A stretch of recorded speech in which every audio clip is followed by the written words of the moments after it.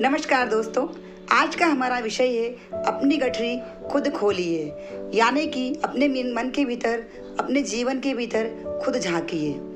दोस्तों, इस विषय को हम एक छोटी सी कहानी के माध्यम से समझेंगे। दो मित्र यानी कि दो मुसाफिर रहते हैं जो व्यापार के लिए जाते हैं। उन दोनों का गंतव्य एक रहता है, उन दोनों की मंजिल एक रहती है। वो दोनों मुसाफिर अलग अलग जगह से रहते हैं, लेकिन रास्ते में साथ हो जाते हैं तो दोनों अच्छे मित्र बन जाते हैं। 7 दिवसीय उनकी यात्रा रहती है। 6 दिन तक उनकी यात्रा बहुत अच्छी चलती है। जब 7वें दिन उनको घरों में आना रहता है, तब एक मित्र दूसरे से बोलता है, अरे मित्र, तुमने मुझे पहचाना? दूसरा मित्र बोलता है कि नहीं। तो पहला मित्र बोलता है कि मैं तो एक ठग हूँ, पर तुम तो महाठग निकले। तो दूसरा मित्र हंसने लग जाता है। तो पहला मित्र बोलता है कि तुम इस तरह हंस क्यों रहे हो? तो दूसरा मित्र कहता है कि मुझे हंसी इसलिए आ रही है कि तुमने सही कहा कि मैं महाठग हूँ, लेकिन तुम ठग कैसे हुए? तुम पहले अपनी बात बताओ। तब वो कहता है कि तुम रोज जब व्यापार के लिए, खरीदारी के लिए बाजार निकल जाते थे, तब मैं तुम्हारे सामान की रोज चेकिंग करता था। पूरा सामान मैंने तुम्हारा टटोला, पर ऐसा लगा कि तुम साथ में कुछ भी लेकर नहीं निकले।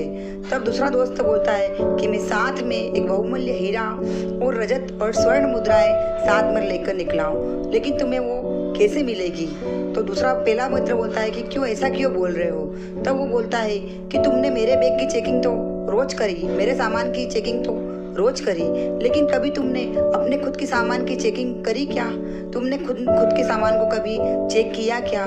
उसने कहा नहीं। तो जब दूसरे मित्र ने कहा कि मुझे थोड़ा सा शक हुआ, तो मैंने पोटली बनाकर सुबह जब जाता था व्यापार के लिए तो तुम्हारे बैग में रख जाता था सामान को। शाम को आता तो जब तुम रोजमर्रा की क्रिया के लिए निकलते थे तो मैं वो पोटली वापस अपने बैग में रख लेता था।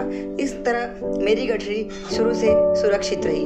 अगर तुम अपने सामान की खुद चेकिंग करते और अपने सामान को टटोलते तो तुमको वो पोटली जरूर मिलती, और आज मेरे पास जो सामान है वो तुम्हारे पास होता।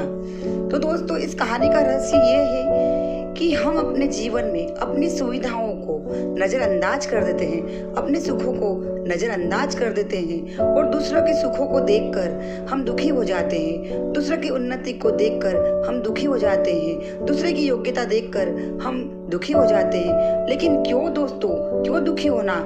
जो हमारे पास है उसको देखें। जो हमारे पास सुख साधन के साधन है, जो हमारी योग्यता है, जो हमारी उन्नति है, जो हमारे बच्चों का भविष्य है, उसको देखें। अपने घर को समझें, अपने घर को संवारें और अपने घर में खुशियाँ ढूंढें। जो साधन हमारे साथ है सुख के, उनको हम उपयोग करें और अपने घर को खुशहाल माहौल दें। तो दोस्तों, फिर अच्छा रास्ता हमारा प्रतीक्षा कर रहा है, और कोई भी हमें आगे बढ़ाने में पीछे नहीं कर पाएगा, और जिंदगी के सफर में हम हमेशा आगे आगे बढ़ते रहेंगे।